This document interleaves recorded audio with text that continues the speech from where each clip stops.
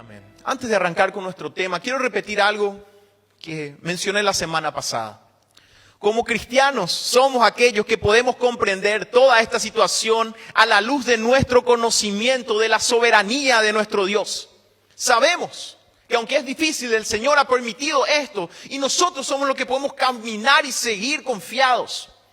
Hermanos, hermanas, amigos, no nos concentremos en las noticias. No nos concentremos en los comentarios que son como las olas del mar, van y vienen. Un día el comentario mayor era este, hoy es este. Es cierto, no podemos evitar no escuchar todas estas cosas. Es más, tenemos que estar conscientes, informados tal vez. Pero no nos concentremos en eso. Concentrémonos en humillarnos delante de nuestro Señor, en buscar su rostro. ¿Tenemos ansiedad? Volquémosla al Señor.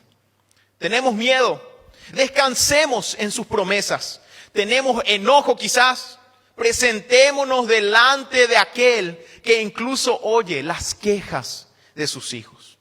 Queridos hermanos, si nuestro corazón se turba por todo lo que escuchamos, pero no se inclina hacia nuestro Dios, estamos cerrando el blanco.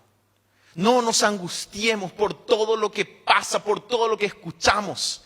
Más bien, volquémonos a buscar a nuestro Señor. Todo esto nos introduce a nuestro tema de hoy. El domingo pasado estuvimos hablando de Habacuc, el profeta, que profetizó años antes del exilio del pueblo de Judá. Y nuestro mensaje el domingo se centraba en la fe. Hoy nuestro texto nos ubica a las puertas mismas de aquella tragedia que sacudiría al pueblo de Dios. Y en esta mañana vamos a concentrarnos en la esperanza. La fe y la esperanza van unidas de las manos, no pueden separarse. La fe tiene que ver con nuestra confianza en el Señor a pesar de cualquier circunstancia. Y la esperanza tiene que ver con nuestra expectativa, con nuestro anticipo, con el anhelo de ver aquellas cosas que el Señor ha prometido que ocurrirán. La expectativa que tenemos del futuro de Dios.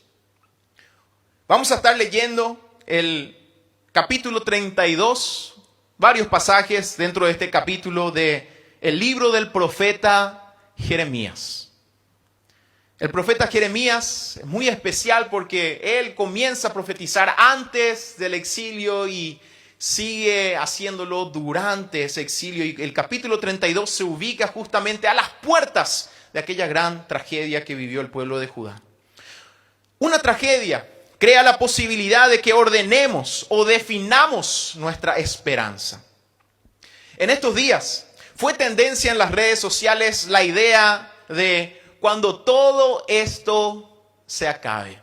Y era ahí una tendencia y la gente comenzaba a escribir lo que haría o lo que va a hacer cuando todo esto se acabe. Y había alguno que decía, cuando todo esto se acabe voy a ir a la peluquería porque ya no aguanto más, no puedo ir, no puedo salir. Otro decía, cuando todo esto se acabe, y mostraba, había una foto ahí de una maleta lista, cuando todo esto se acabe voy a volver a viajar. Cuando todo esto se acabe, decía alguno, voy a volver al gimnasio. Cuando todo esto se acabe, voy a ir a comer esta comida en el lugar que tanto me gusta. Cuando todo esto se acabe, decía alguno, voy a abrazar a mis seres queridos que no los puedo ver. Y el más activo quizás decía, cuando todo esto se acabe, voy a volver a trabajar. ¿Cuánto quiero volver? Todas estas cosas indican la esperanza de la gente. Porque nos muestran la expectativa, el anhelo de aquello que ha de venir. Y el título del mensaje, entonces, en esta mañana es cuando todo esto se acabe. Y principalmente quiero hacerte una pregunta. Cuando todo esto se acabe, ¿de qué manera afectará tu esperanza esta crisis que vivimos? Cuando todo esto se acabe, ¿qué cosas han de cambiar en tu vida? Cuando todo esto se acabe, ¿será que seguirás siendo la misma persona? Una tragedia o una crisis como la que estamos viviendo desnuda cuál es nuestra verdadera esperanza. Y el texto que vamos a leer hoy nos muestra de qué manera el Señor puede utilizar una crisis para ordenar nuestra esperanza. Quiero hacerte una pregunta. ¿Qué pensarías si hoy te dijera, Dios me dijo que compre un pasaje para ir a Cancún? En estos días recibí ahí algunas ofertas, los pasajes a Cancún a mitad de precio o menos. En términos normales, en tiempos normales, uno diría, este es el momento de comprar eso y ir a disfrutar. Pero obviamente en medio de la pandemia ni siquiera podemos salir. ¿Qué sentido tendría comprar un pasaje para ir a algún tipo de estos destinos turísticos? Sin embargo, algo similar Dios le pidió al profeta Jeremías. Y quiero leer con ustedes. Si tienen sus Biblias pueden abrirlas por favor. Jeremías capítulo 32. Versículos 6 al 9. Los que no tienen pueden prestar atención a la lectura. Esto es lo que dice la palabra de nuestro Dios. Dijo Jeremías, palabra de Jehová vino a mí diciendo, he aquí que Hanameel, hijo de Salum, tu tío, viene a ti diciendo, cómprame mi heredad que está en Anatot, porque tú tienes derecho a ella para comprarla. Y vino a mí Hanameel, hijo de mi tío, conforme a la palabra de Jehová, al patio de la cárcel, y me dijo, compra ahora mi heredad, que está en Anatot, en tierra de Benjamín, porque tuyo es el derecho de la herencia, y a ti corresponde el rescate. Cómprala para ti.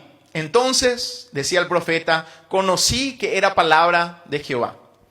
Y compré la heredad de Hanameel, hijo de mi tío, la cual estaba en Anatot, y le pesé el dinero, 17 ciclos de plata.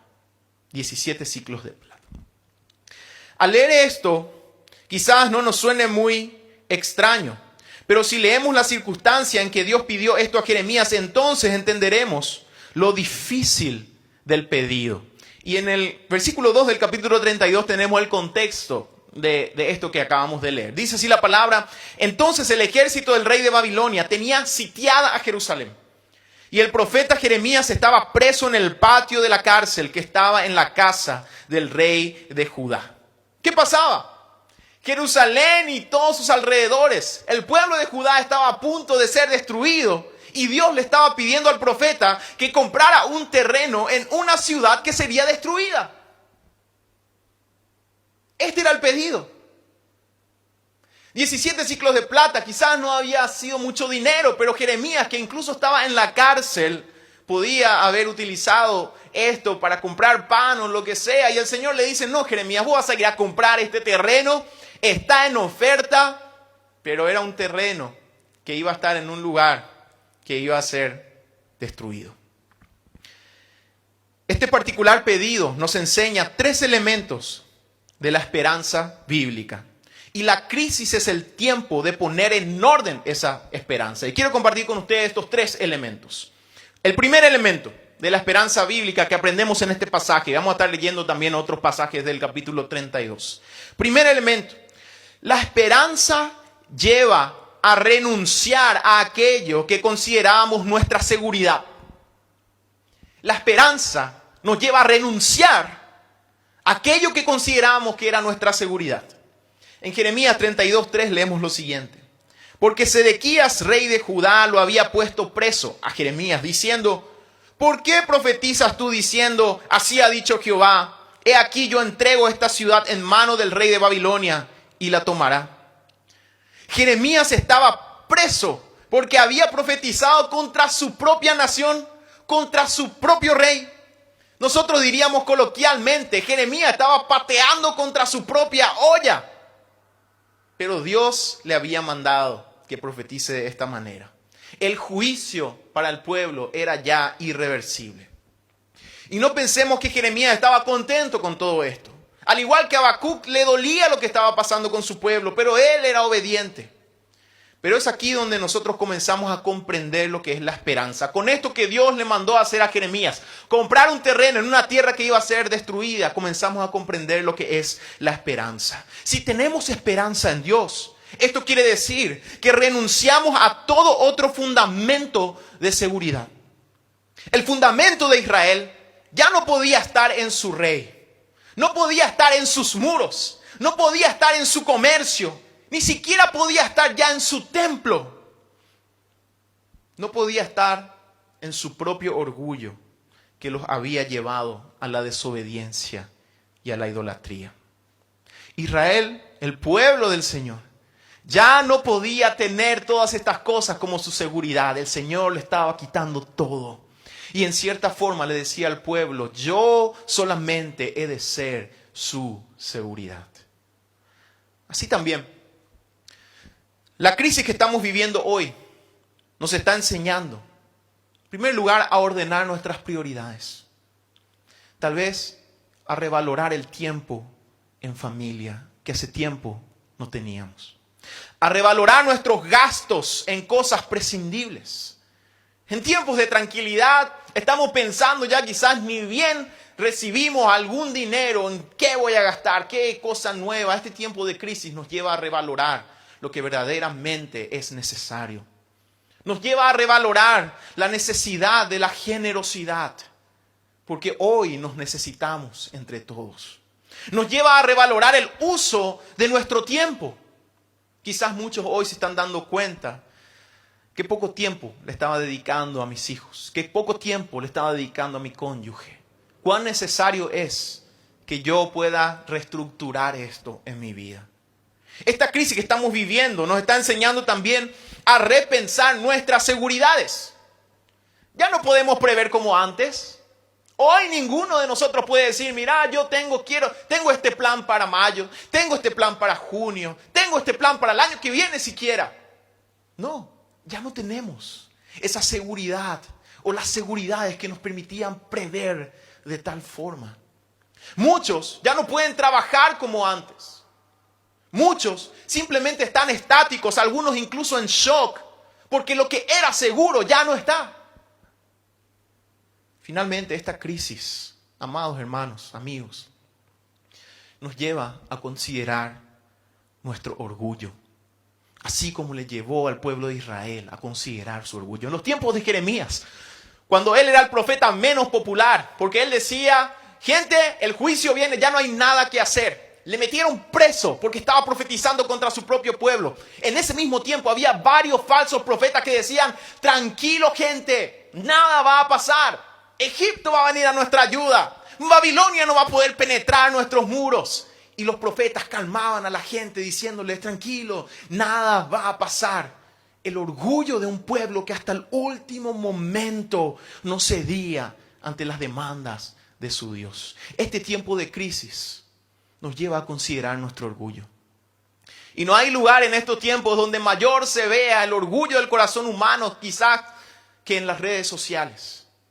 Nos llenamos y llenamos de comentarios de todo tipo, de una índole, de otra. Estoy a favor de esto, en contra. Nos llenamos de comentarios cuando debería ser el momento de cerrar la boca y escucharle a nuestro Dios y humillarnos delante de Él. El orgullo, amados hermanos, es lo último que queremos soltar. Pero esta crisis nos lleva al menos a considerar esto. Cuando todo esto acabe, ¿será que habremos aprendido a renunciar a nuestras seguridades para que sea el Señor nuestra roca? El Señor estaba a punto de quitarle a su pueblo toda seguridad para que ellos aprendan a estar seguros solamente en Él. No hay nada de malo en las cosas que a veces se convierten en nuestra seguridad. Es Dios quien nos da el trabajo, nos da la capacidad que tenemos, nos da el talento, nos da la familia. Sin embargo, todo esto no puede ser nuestro fundamento, sino el Señor. En Isaías capítulo 26, versículos 3 y 4 leemos lo siguiente. La palabra dice, tú guardarás en completa paz a aquel cuyo pensamiento en ti persevera, porque en ti ha confiado.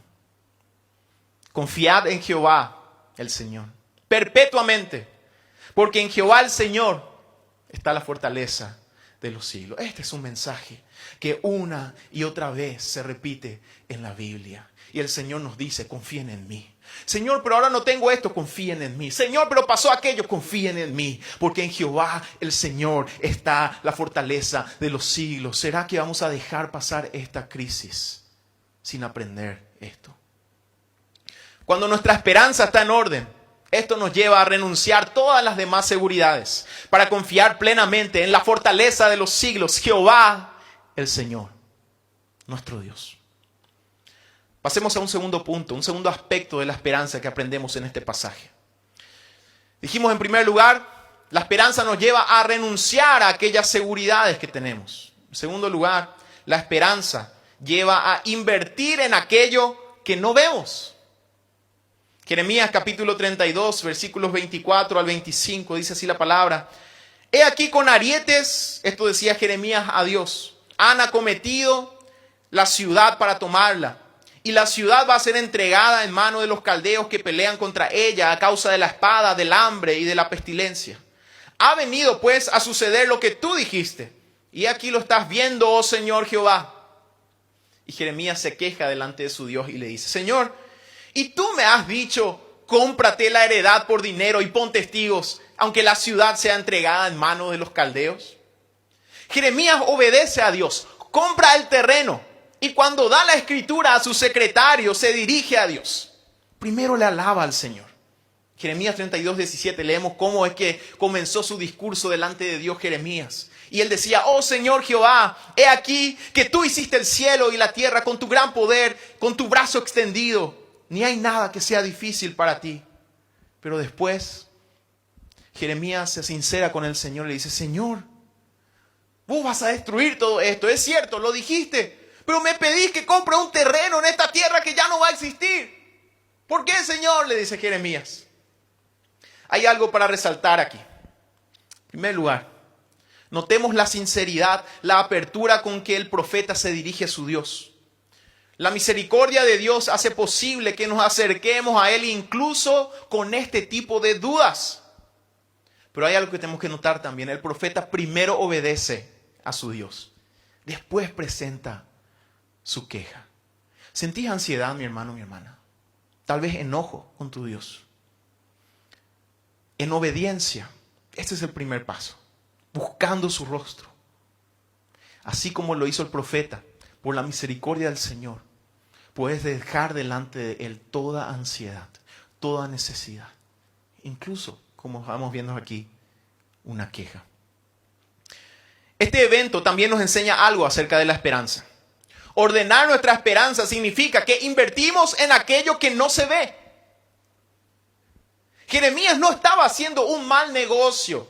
Parecía que sí, todo el mundo iba a decir, qué tonto, qué necio Jeremías. ¿Para qué comprar un terreno en una ciudad que va a ser destruida? Pero en realidad, Jeremías estaba invirtiendo en un futuro seguro de parte de Dios, solo que aún no se veía. Antes de esta crisis que estamos viviendo, quizás muchos de nosotros estábamos invirtiendo en todo aquello que podría darnos resultados de forma inmediata o al menos a corto plazo. Quizás estamos diciendo, yo compro esto, estoy pensando comprar aquello, porque yo quiero irme acá y yo quiero hacer esto y aquello. La crisis nos pone en una circunstancia en que tenemos que pensar, cuando todo esto se acabe, ¿en qué voy a invertir? La esperanza nos lleva a invertir en aquello que no se ve, en el futuro de Dios, en su reino. Cuando todo esto se acabe, muchos quizás dirán, cuando todo esto se acabe y pueda juntar otra vez mi platita, yo voy a comprarme esto, voy a hacer esto o aquello, voy a irme a tal lugar. Pero ojalá, amados hermanos y hermanas, que cuando todo esto se acabe, nosotros podamos decir, yo voy a invertir en mi vida espiritual. Cuando todo esto se acabe, yo voy a invertir en la educación cristiana de mis hijos en primer lugar. Cuando todo esto se acabe, yo voy a invertir en mi servicio, en un ministerio con los dones que el Señor me ha dado. Cuando todo esto se acabe, yo voy a invertir en servir al prójimo, aunque nadie lo vea. Cuando todo esto se acabe, quizás podamos decir, y ojalá podamos decir, yo voy a invertir en generosidad en el reino de Dios y para los más necesitados. En eso voy a invertir. Esta es la mayor y mejor inversión. Quizás sea pérdida para el mundo, pero ojalá podamos decir, cuando todo esto se acabe, yo voy a estar acumulando tesoros en los cielos. Y puede sonar horrible para los oídos del mundo, como sonó tonto quizás para los que rodeaban a Jeremías lo que él estaba haciendo en obediencia al Señor, incluso para él mismo. Pero esto es esperanza, es invertir en aquello que no se ve. Y el Señor Jesús decía en Mateo 16, 26, Porque ¿qué aprovechará al hombre si ganare todo el mundo y perdiere su alma? Cuando todo esto acabe, ¿será que vas a invertir?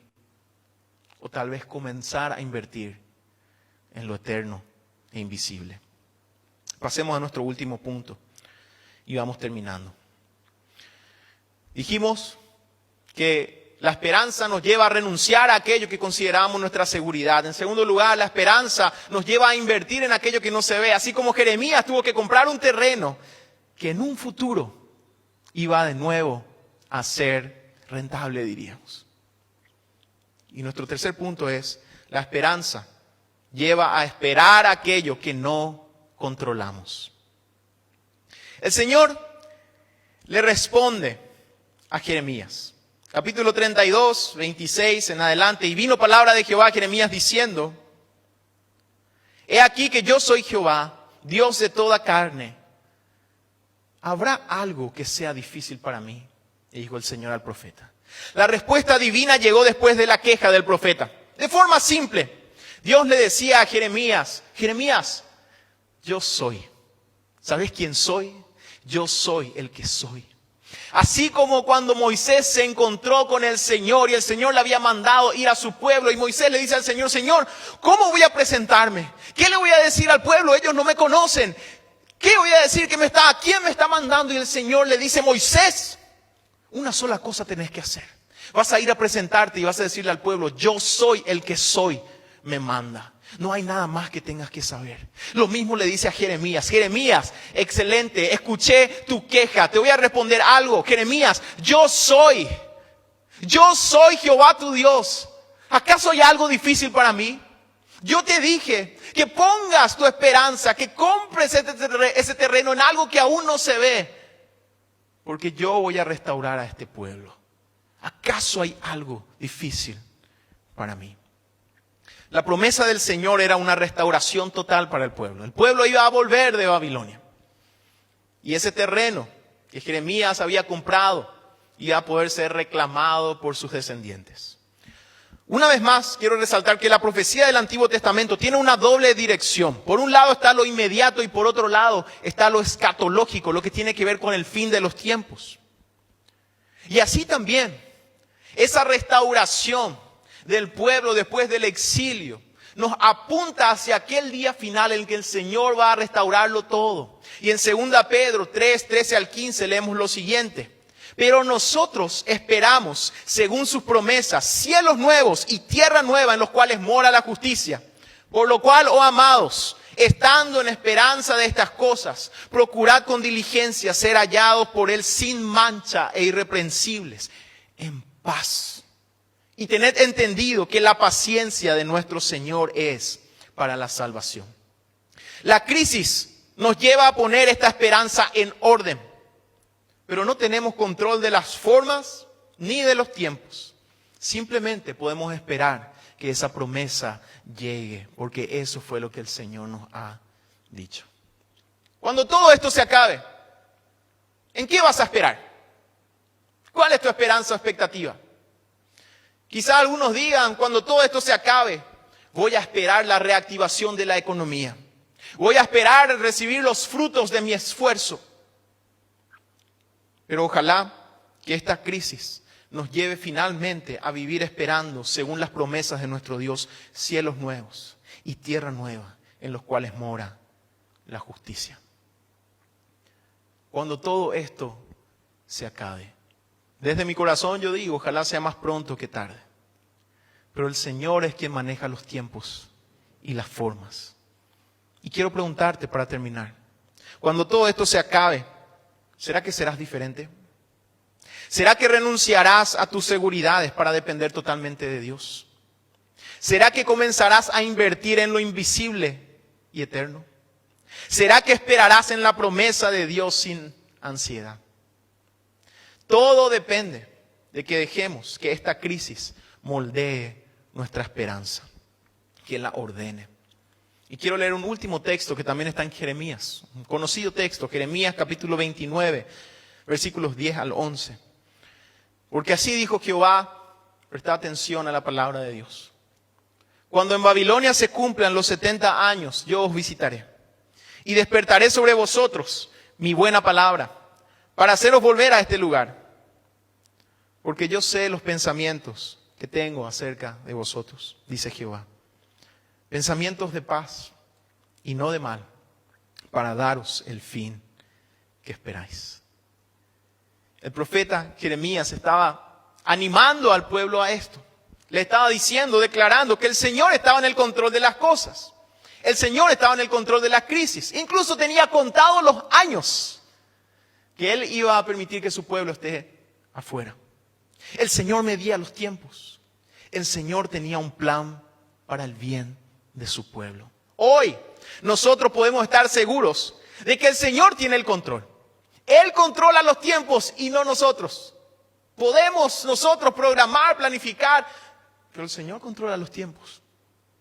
Y podemos estar seguros, hermanos, que Él traerá cielos nuevos y tierra nueva donde mora la justicia. Que este sea el tiempo en que nuestra esperanza se ponga en orden. Hoy es el día de actuar. El día de moldear nuestra esperanza según la voluntad de Dios. Para de esa manera esperar no solo el fin de la pandemia, sino la plenitud del reino de los cielos que vendrá en el cumplimiento del tiempo. Que ahí donde estás, puedas en este momento pedirle al Señor, Señor, ordena mi esperanza. Ordenala, Señor. Yo voy a comprar un terreno en una tierra que va a ser destruida, porque espero en tus promesas. Yo, Señor, voy a seguir esperando en ti, porque espero tu promesa. Vamos a decirle eso al Señor. Que Él llene nuestro corazón de esperanza para enfrentar lo que queda de esta crisis, porque Él maneja los tiempos. Él tiene todo bajo control. Y Él tiene un plan de bien y de gloria para sus hijos. Oremos. Señor, gracias te damos por tu palabra. Realmente nos humillamos delante de ti pidiéndote, Señor, que esta crisis pueda moldear nuestra esperanza. Señor, queremos aprender a renunciar a aquello que tenemos como seguridad, para que seas tú la fortaleza de los siglos, nuestra seguridad. Queremos aprender, Señor, a invertir en lo invisible y eterno, Señor, en lo que verdaderamente vale.